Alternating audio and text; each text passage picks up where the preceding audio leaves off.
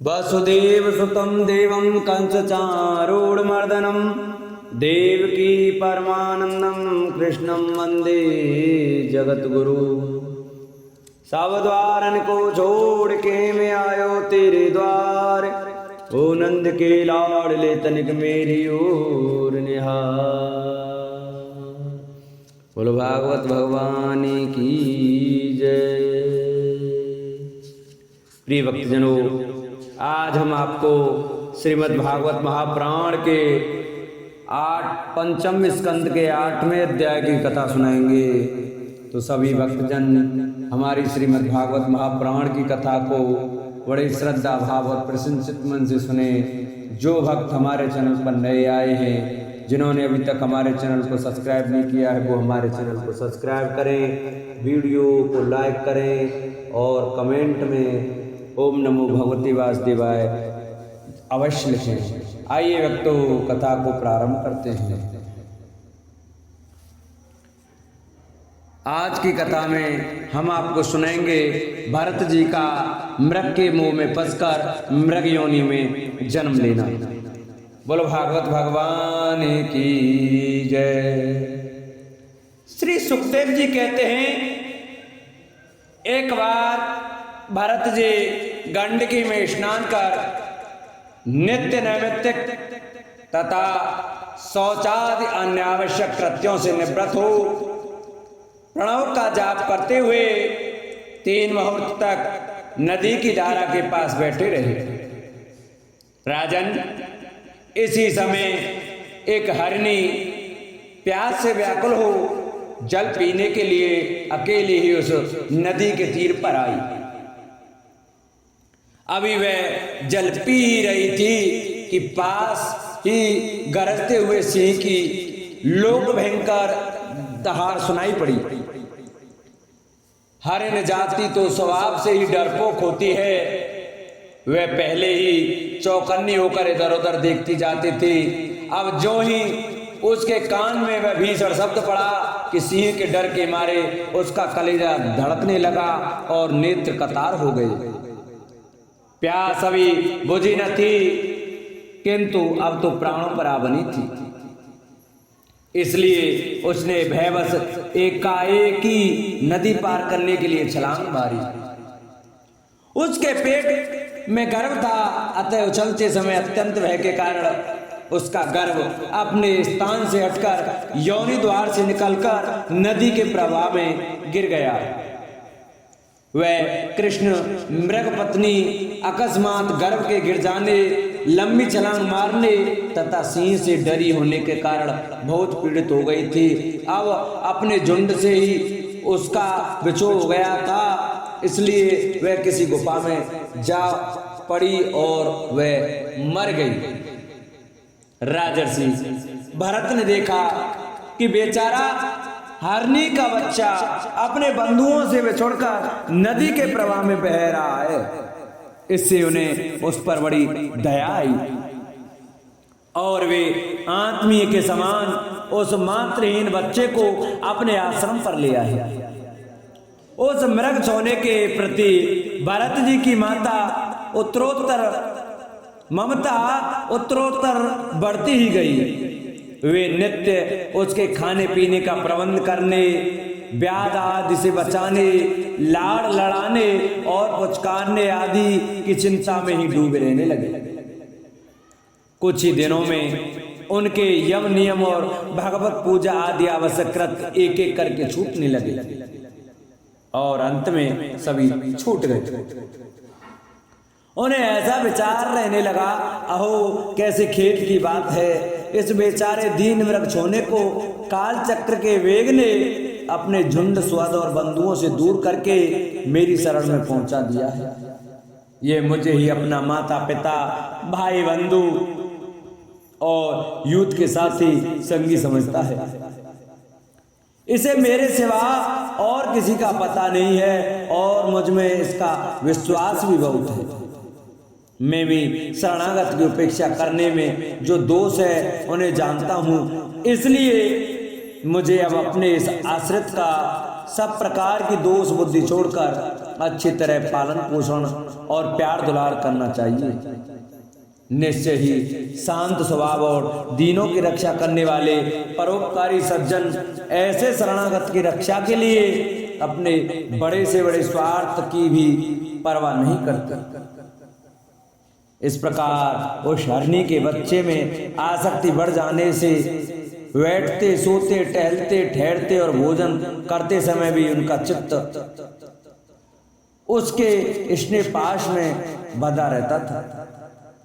जब उन्हें कुश, पुष्प, समिधा, पत्र और फल मूल आदि लाने होते तो भेड़ियों और कुत्तों के वैसे उसे वे साथ लेकर ही वन में जाते। मार्ग में जहां जहां कोमल घास आदि को देखकर मुक्त भाव से वह हरिण शावक अटक जाता तो वे अत्यंत प्रेमपूर्ण हृदय से दयावश उसे अपने कंधे पर चढ़ा लेते। इसी प्रकार कभी गोद में लेकर, कभी छाती से लगाकर उसका दुलार करने में ही उन्हें बड़ा सुख मिलता। नित्य नैमित्त कर्मों को करते समय भी राजराजेश्वर भरत बीच बीच में उठकर उस मृग बालक को देखते और जब उस पर उनकी दृष्टि पड़ती तभी उनके चित्त को शांति मिलती। उस समय उसके लिए मंगल कामना करते हुए वे कहने लगे, बेटा तेरा सर्वत्र कल्याण हो। कभी यदि वह दिखाई न देता तो जिसका धन लुट गया हो उस दीन मनुष्य के समान उनका चित्त अत्यंत उद्विग्न हो जाता और फिर वे उस हरणी के बच्चे के विरह में व्याकुल एवं संतप्त हो करुणावश अत्यंत उत्कंठित एवं मोहाविष्ट हो जाते तथा शोक मग्न होकर इस प्रकार कहने लगते, अहो क्या कहा जाए, क्या वह मातृहीन दीन मृग शावक दुष्ट वहेलिये की सी बुद्धि वाले मुझ पुण्यहीन अनार्य का विश्वास करके और मुझे अपना मानकर मेरे किए हुए अपराधों को सत्पुरुषों के समान भूलकर फिर लौट आएगा। क्या मैं उसे इस आश्रम के उपवन में भगवान की कृपा से सुरक्षित रहकर निर्विघ्न हरि धूप चढ़ते देखूंगा? ऐसा ना हो कि कोई भेड़िया कुत्ता गोल बांधकर विचरने वाले शुक्रादि अथवा अकेले घूमने वाले व्याघ्राद्रि ही उसे खा जाएं। अरे संपूर्ण जगत की कुशल के लिए प्रकट होने वाले वेद त्रय रूप भगवान सूर्यास्त होना चाहते हैं, किंतु अभी तक वह मृगी की धरोहर लौट कर नहीं आई। क्या वह हरिराज कुमार मुझ पुण्यहीन के पास आकर अपनी भांति भांति की मृग शावकोचित मनोहर एवं दर्शनीय क्रीड़ाओं से अपने स्वजनों का शोक दूर करते हुए मुझे आनंदित करेगा? अहो जब कभी में प्रणय कोप से खेल में झूठ मूठ समाधि के बहाने आंखें मूंद कर बैठ जाता तब वह चकित चित्त से मेरे पास आकर जल बिंदु के समान कोमल और नन्हे नन्हे सींगों की नोक से किस प्रकार मेरे अंगों को खुजलाने लगता था। मैं कभी कुशों पर हवन सामग्री रख देता और वह उन्हें दांतों से खींचकर अपवित्र कर देता तो मेरे डांटने डपटने पर वह अत्यंत भयभीत होकर उसी समय सारी उछल कूद छोड़ देता और ऋषि कुमार के समान अपनी समस्त इंद्रियों को रोककर चुपचाप बैठ जाता था। फिर पृथ्वी पर उस मृग शावक के खुर के चिन्ह देखकर कहने लगते, अहो इस तपस्विनी धरती ने ऐसा कौन सा तप किया है जो उस अति विनीत कृष्ण सार किशोर के छोटे छोटे सुंदर सुखकारी और सुकोमल खुरों वाले चरणों के चिन्हों से मुझे जो मैं अपना मृगधन लुट जाने से अत्यंत व्याकुल और दीन हो रहा हूं उस द्रव्य की प्राप्ति का मार्ग दिखा रही है और स्वयं अपने शरीर को भी सर्वत्र उन पद चिन्हों से विभूषित कर स्वर्ग और अपवर्ग के चुप द्विजों के लिए यज्ञ स्थल बना रही है। चंद्रमा में मृग का श्याम चिन्ह देख उसे अपना ही मृग मानकर कहने लगते, अहो जिसकी माता सिंह के भय से मर गई थी आज वही मृग शिशु अपने आश्रम से बिछुड़ गया। अतः उसे अनाथ देखकर क्या ये दीन वत्सल भगवान नक्षत्रनाथ दयावश उसकी रक्षा कर रहे हैं? फिर उसकी शीतल किरणों से आह्लादित होकर कहने लगते, अथवा अपने पुत्रों के वियोग रूप दावानल की विषम ज्वाला से हृदय कमल दग्ध हो जाने के कारण मैंने एक मृग बालक का सहारा लिया था, अब उसके चले जाने से फिर मेरा हृदय जलने लगा है। इसलिए ये अपनी शीतल शांत स्नेहपूर्ण और वदन सलिल रूपा अमृतमय किरणों से मुझे शांत कर रहे। राजन, इस प्रकार जिनका पूरा होना सर्वथा संभव था, उन विविध मनोरथों से भरत का चित्त व्याकुल रहने लगा। अपने मृग शावक के रूप में प्रतीत होने वाले प्रारब्ध कर्म के कारण तपस्वी भरत जी भगवदाराधन रूप कर्म एवं योगानुष्ठान से च्युत हो गए। नहीं तो जिन्होंने मोक्ष मार्ग में साक्षात विघ्न रूप समझकर अपने ही हृदय से उत्पन्न दुस्त्यज पुत्रादि को भी त्याग दिया था, उन्हीं की अन्य जातीय हरिण शिशु में ऐसी आसक्ति कैसे हो सकती थी? इस प्रकार राजर्षि भरत विघ्नों के वशीभूत होकर योग साधना से भ्रष्ट हो गए और उस मृग सोने के पालन पोषण और लाड़ प्यार में ही लगे रहकर आत्म स्वरूप को भूल गए।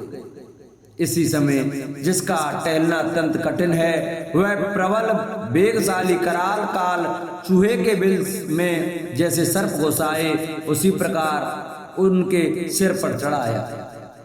उस समय भी वह हरिण शावक उनके पास बैठा पुत्र के समान शोकातुर हो रहा था। वे उसे इस स्थिति में देख रहे थे और उनका चित्त उसी में लग रहा था। इस प्रकार की आसक्ति में ही मृग के साथ उनका शरीर भी छूट गया। तदंतर उन्हें अंतकाल की भावना के अनुसार अन्य साधारण पुरुषों के समान मृग शरीर ही मिला, किंतु उनकी साधना पूरी थी, इसमें उनकी पूर्व जन्म की स्मृति नष्ट नहीं हुई। उस योनि में भी पूर्व जन्म की भगवत आराधना के प्रभाव से अपने मृग रूप होने का कारण जानकर वे अत्यंत पश्चाताप करते हुए कहने लगे, अहो बड़े खेत की बात है, मैं संयमशील महानुभावों के मार्ग से पतित हो गया। मैंने तो धैर्य पूर्वक सब प्रकार की आसक्ति छोड़कर एकांत और पवित्र वन का आश्रय लिया था।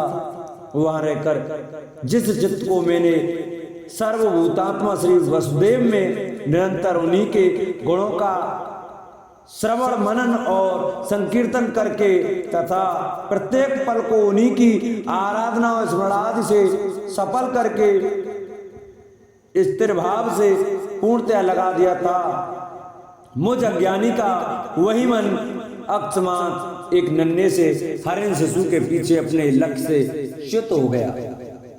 इस प्रकार मृग बने हुए राजर्षि भरत के हृदय में जो वैराग्य भावना जागृत हुई, उसे छिपाए रहकर उन्होंने अपनी माता मृगी को त्याग दिया और अपनी जन्मभूमि कालंजर पर्वत से वे फिर शांत स्वभाव मुनियों के प्रिय उसी सालग्राम तीर्थ में जो भगवान का क्षेत्र है पुलत्स और पुलय ऋषि के आश्रम पर चले आए। वहां रहकर भी वे काल की ही प्रतिज्ञा करने लगे।